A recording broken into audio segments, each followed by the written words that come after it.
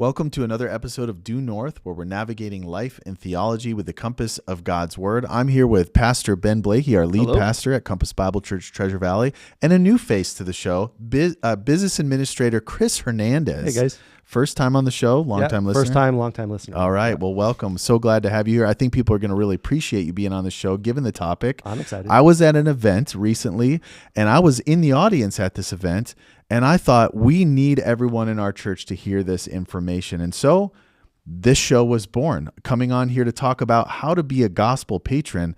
What is a gospel patron for those of us who never heard that title before? Right. You're referencing an event we did kind of as a part of this Build My Church series, but the title, gospel patron, we stole, which you might think stealing is wrong, but in this world, it's not stealing if you give credit. So we're giving credit to this book, Gospel Patrons by John Reinhardt. And he defines, gospel patron, that's probably not a term you've heard, but he defines a gospel patron as people who resource or come alongside others to help them proclaim the gospel. Okay, so thanks. That's a helpful definition, but can anybody be a gospel patron, or is this kind of a select few of elite people? Well, every Christian should think this way, and we'll see that from the Bible. The Bible makes clear every Christian should be thinking of how they can leverage what God has given them for the advance of the gospel.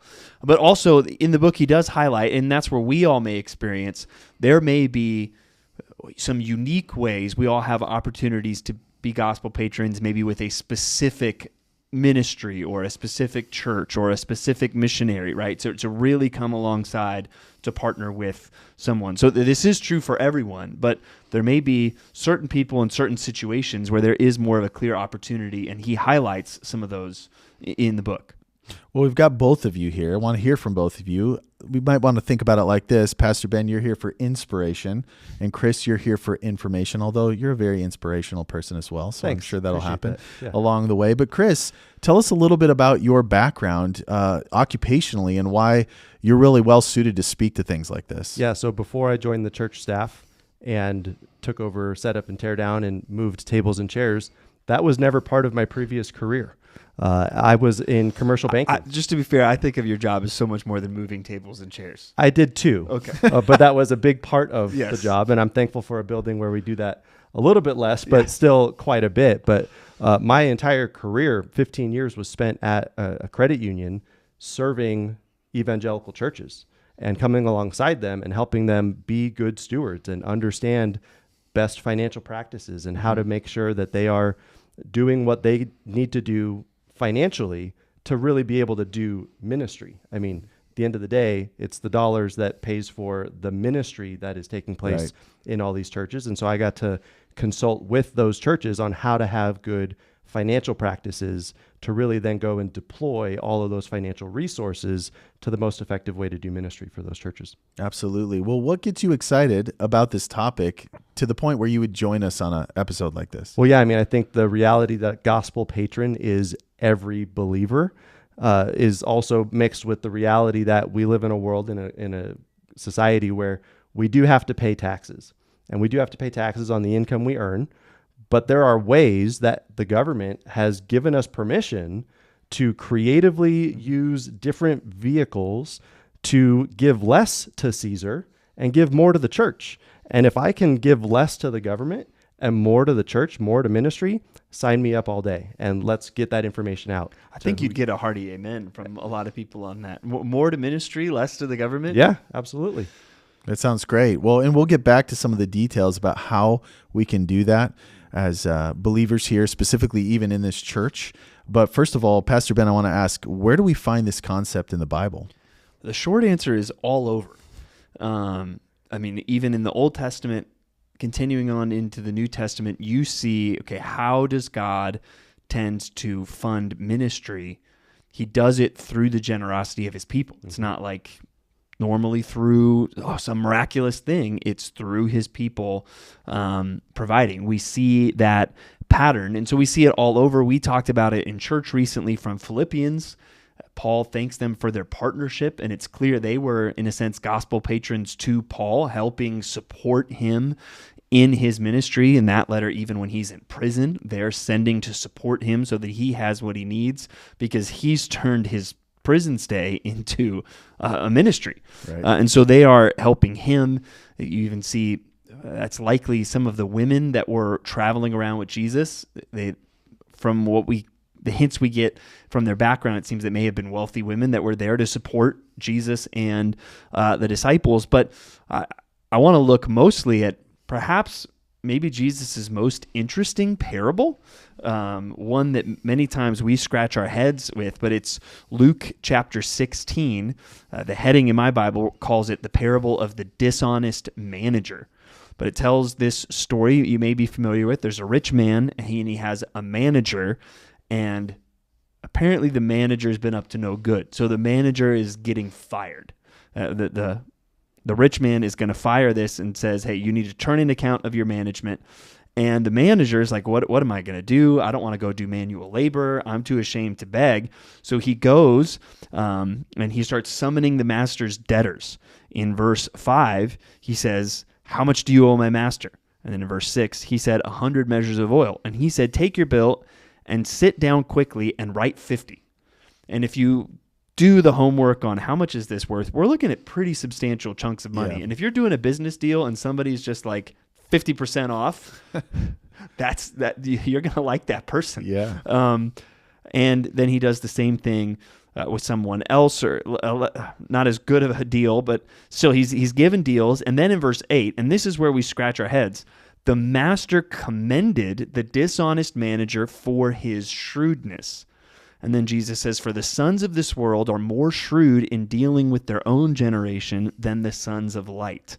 And I tell you, make friends for yourselves by means of unrighteous wealth, so that when it fails, they may receive you into the eternal dwellings. And so we struggle with this because this manager does something bad. He does something dishonest. Mm-hmm. But he is commended. And we all scratch our heads and say, how is that? But one thing that helped this click for me was actually my old pastor of our Ascending Church. When he was teaching through this, he compared this passage to, like a heist movie. We watch those movies and sometimes it's like, wait a minute, these people are stealing. That's not right. Why am I watching this? But the reason those stories are interesting, it's the ingenuity, it's the creativity. How do they pull off the heist, right? That's why they're interesting. And if you're paying attention, he's not commended for being dishonest. Mm-hmm. He's commended for being shrewd.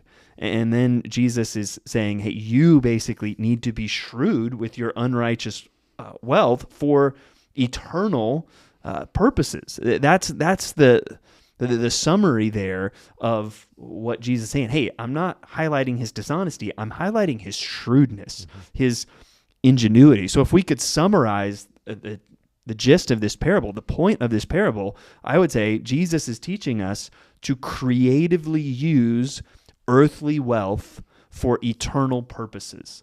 And that should start to sound really familiar. Probably the most famous verse of Jesus talking about money is, do not lay up for yourselves treasures on earth, but lay up for yourselves treasures in heaven. And this is how we can do that. We're using earthly wealth for eternal purposes. And I think we need to realize that's something every Christian should engage in. And also, so we all work at a local church, right? Our local church and every local church, right? They function off the generosity of the people that attend that church, giving to that church. Right, and so this is a part of that, but I also want people thinking broader than that as well, right? This includes you being a gospel patron to specific ministries or your local church or missions and things like that. But it also can go into, how do I reach my neighbor with the gospel? How do I reach my coworker with the gospel, right? How can I use my earthly resources for eternal purposes? Are there ways I can be generous towards maybe unsaved family members in my life that creates gospel opportunities, right? So there's not just one thing that this principle applies to. This applies to a lot of things in the Christian life. And then let me read the verses past the parable as Jesus gives some commentary. Luke 16:10, one who is faithful in a very little is also faithful in much, and one who is dishonest in very little is also dishonest in much. So note there, he's not praising the dishonesty. If then you have not been faithful in your unrighteous wealth, who will entrust to you true riches? And if you have not been faithful in that which is another's, who will give to you that which is your own? No servant can serve two masters, for either he will hate the one and love the other, or he will be devoted to the one and despise the other. You cannot serve God and money.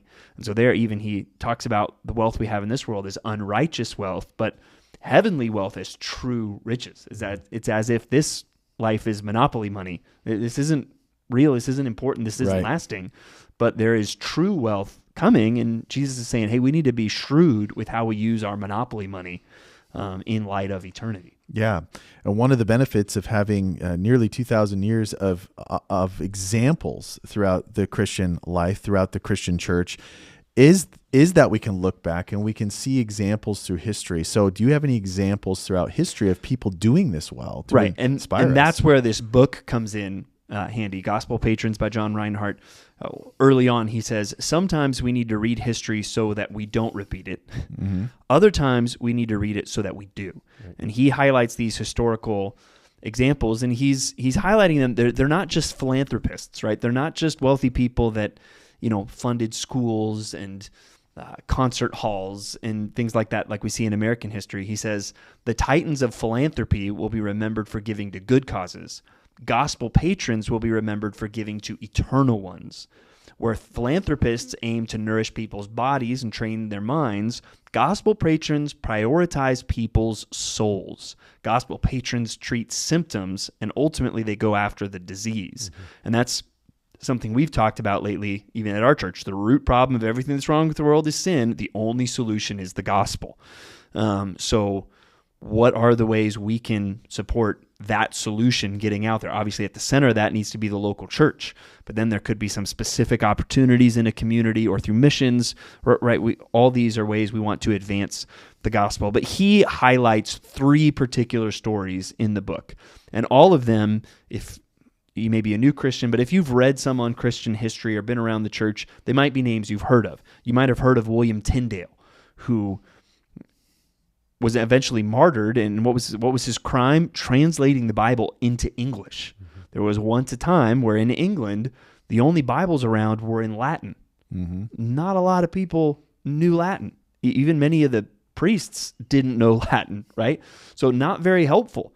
And so he wanted to put it in the common language. And so you may have heard of him, but you probably haven't heard of this guy named Humphrey Monmouth, who helped fund his work, who let him stay in his house and gave him a place to work and provided for him. So, hey, you just go work on translating full time, William.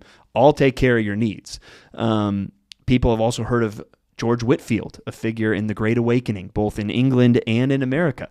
Most people haven't heard of Lady Huntington, who helped fund his ministry and even, brought him into some circles in London where the gospel was proclaimed to many in that society. But I want to focus on the third story that he gets to.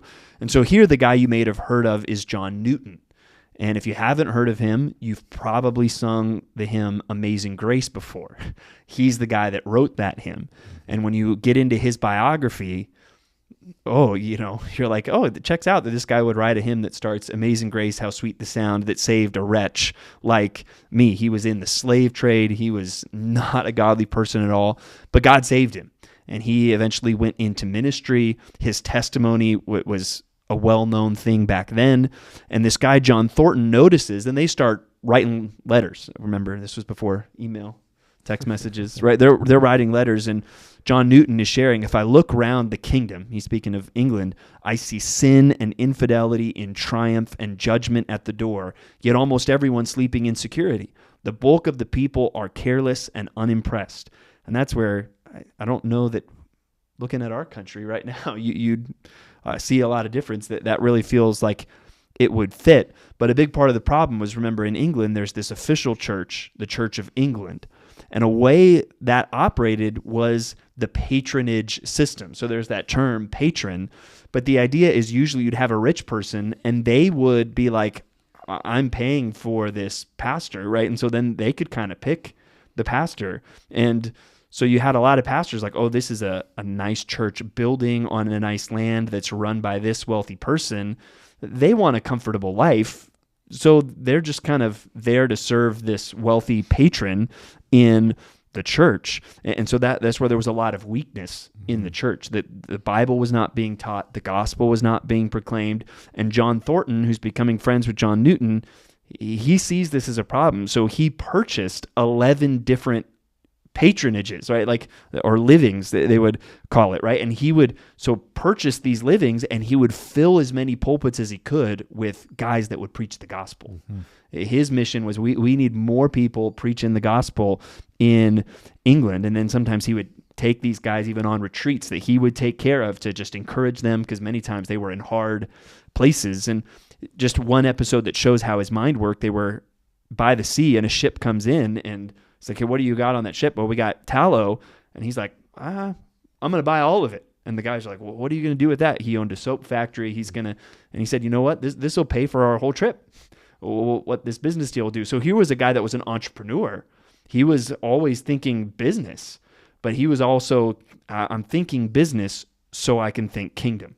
Those things were connected in his mind. And John Newton wrote to him and said, how worthless will money be found by those who overvalue it now in the hour of death and in the day of judgment. The hour is coming when everything else will appear trifling and vain, monopoly money, but not so the knowledge and service of Jesus. And so Newton went on to write hymns, and even this hymnal, Thornton helped promote the hymnal so that it reached more people. And an opportunity came up at a church right in the heart of London. And Thornton was like, we need to get a gospel preacher in that church. And so Newton came and preached in London, had years of fruitful ministry there. And one guy who used to be a kid, Billy, listening to John Newton's testimony, ended up coming and being a part of these circles in London. And you may have heard of this guy as well, William Wilberforce, who was used by God to end the slave trade in the British Empire.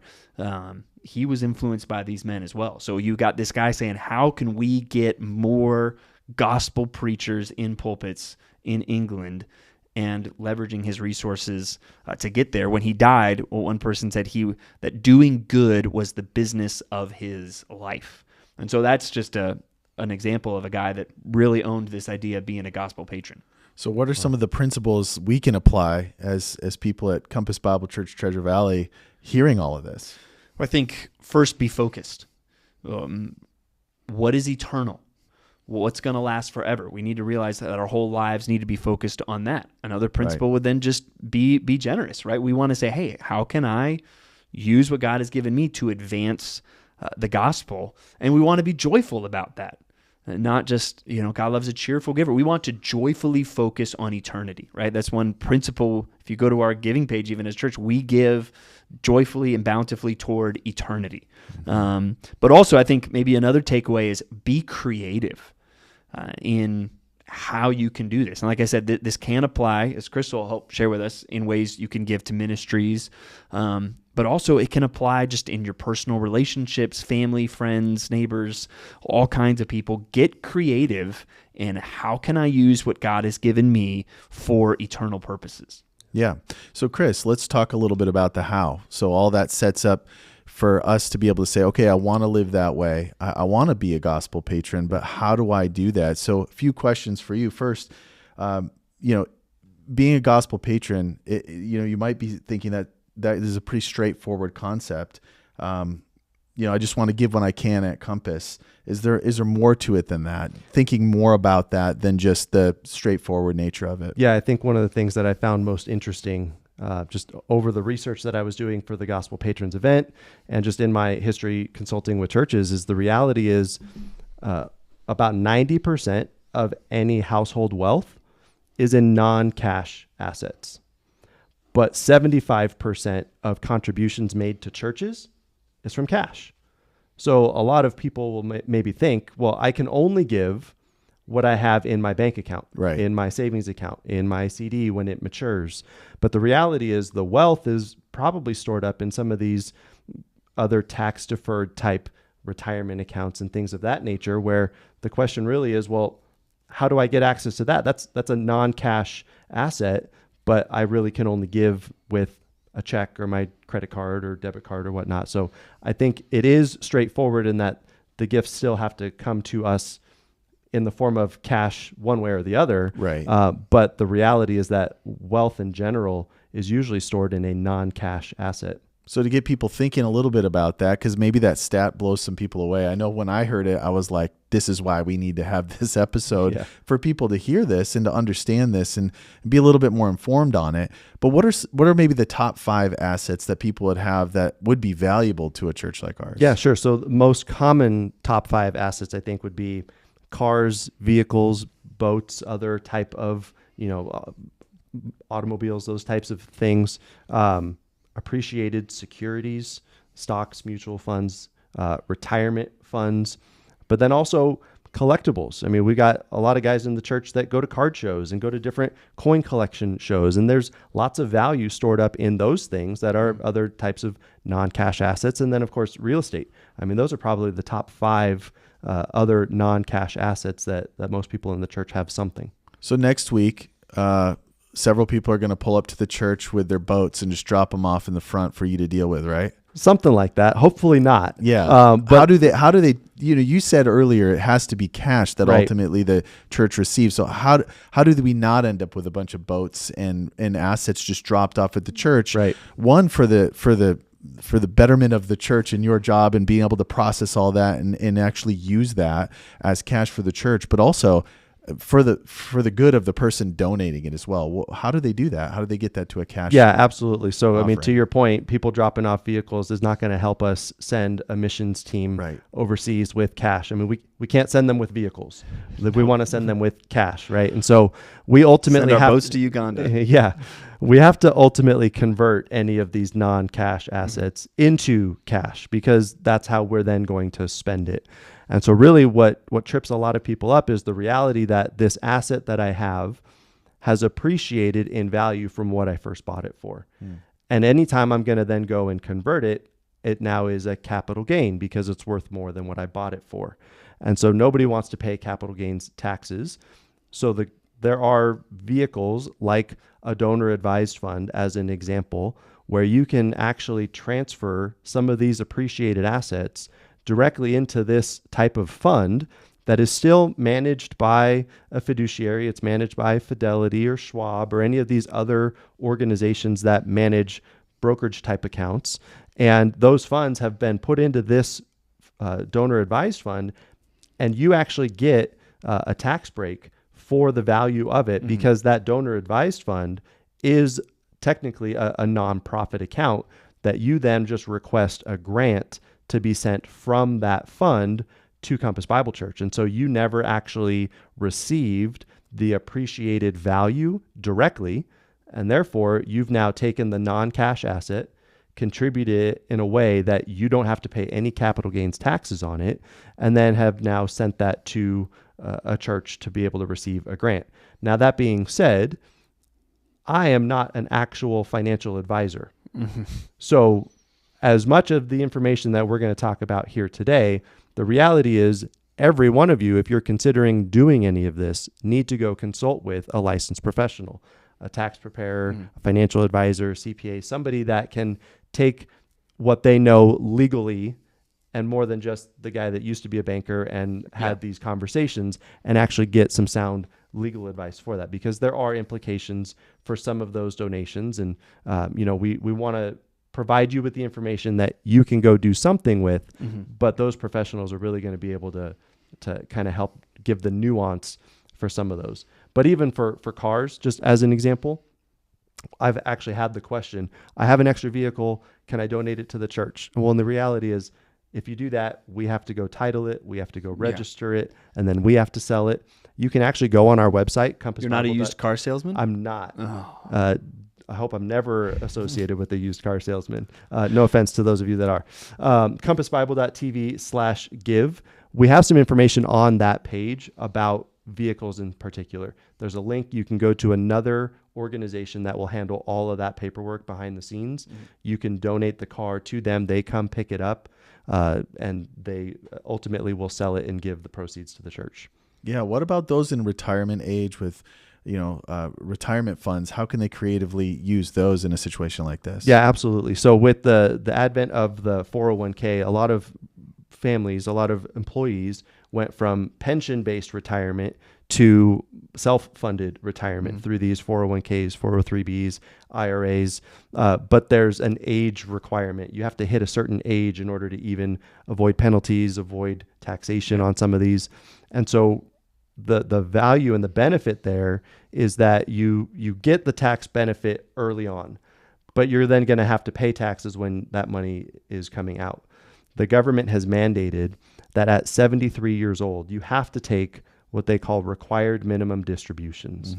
And it's basically a way to say, you set this money aside, it was tax-free, you're going to have to pull it out because the government wants their taxation eventually. Well, these required minimum distributions can actually be sent to the church. You don't have to receive that money at all. You can set it up so that it's what they call a qualified charitable distribution. And so you connect with whoever's managing your retirement account, and they can send the money directly to the church, and you don't ever have to pay taxes on it because it never went to your bank account. It's not taxable income. And it satisfied this required minimum distribution that the IRS mandates for you. So the nice part is you're using what the government has said is a requirement, and they've set this up. Yeah. And you're using it in a shrewd way to say, I'm going to contribute this to the church because I have to withdraw it anyway, but I don't want to pay taxes on it. And so there's some really neat ways mechanisms to avoid taxation and still benefit the church. Right. What about our church's investment policy? Would that be important for people to know? Yeah, I think one thing that is important for anybody to know that's considering a stock donation, as an example, our policy is a very conservative policy. We don't want to take the risk. So if you're holding on to Bitcoin or any sort of other cryptocurrency or really any stock, other securities that have been appreciated in value, and you're thinking of contributing that because, hey, in 5 years, it's possible that this is going to double. So you guys should really hold on to it. Well, it could also lose value. And I don't ever want to have to get up on stage with you guys and say, hey, we had $3 million, but now it's worth nothing. You not only do you not want to be a used car salesman, you're not a stockbroker, you're not a day trader, you're not doing that. Yeah, precisely. So our policy basically is as soon as possible when we receive those types of contributions, the cryptocurrencies and appreciated securities, we convert them as soon as possible to cash. That way we're not bearing the risk. We're not the day traders. So if you're considering something like that type of a gift, the risk is still on you to hold on to it for as long as you feel is worth it. And then once you donate it to the church, we would then convert it to cash on your behalf. Absolutely. So let's say the gears are turning. Some of the people listening or watching, they're going, I've got some ideas on how to be shrewd, how to use this earthly wealth that the Lord has provided in order to have eternal impact. What would some of their next steps be in order to pursue some of these creative ways? Yeah, I mean, I two things come to mind for me. One, I love this type of conversation. I love sitting side by side with brothers and sisters in Christ and talking about stewardship. What does it look like to actually do well with what the Lord has entrusted me? So I'd love to grab coffee or lunch with you guys if you feel like that's something that just warrants a deeper conversation and just answering questions. So I would love to sit down with anybody that has more questions, but also the actual practical getting into it and doing it. Again, consulting a financial advisor would be something that I would highly suggest. Yeah, absolutely. Well, I appreciate your guys' time. This is both inspirational and informational. One last thing, Pastor Ben. I just think even the idea of this book, going and looking at people maybe you've heard of, and then the behind-the-scenes stories. Now we've had the benefit of centuries in all of these stories to see that. But anytime people see a thriving local church, or like we got a team right now in Albania, we're sending a team to Uganda, you see missionaries that are having an effect.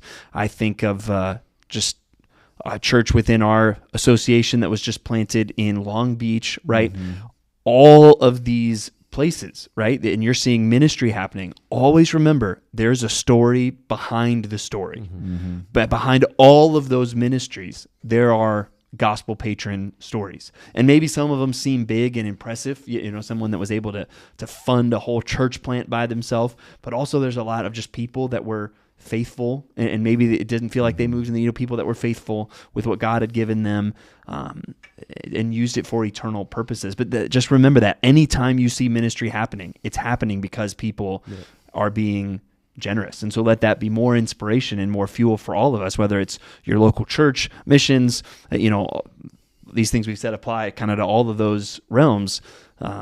There's exciting things to be engaged with at our church all over the world, as people seek to be shrewd with and creative with using what God has given them to advance the cause of the gospel. Absolutely. I hope that's really encouraging for everyone who's listening or watching as you think about creative ways to invest in the kingdom. We're so glad that you joined us here on this episode of Due North. For more information about our church, go to compassbible.tv. For more resources, you can go to revivalfromthebible.com. And until next time, I hope that you will navigate life and theology with the compass of God's word. May the grace of our Lord Jesus Christ be with you.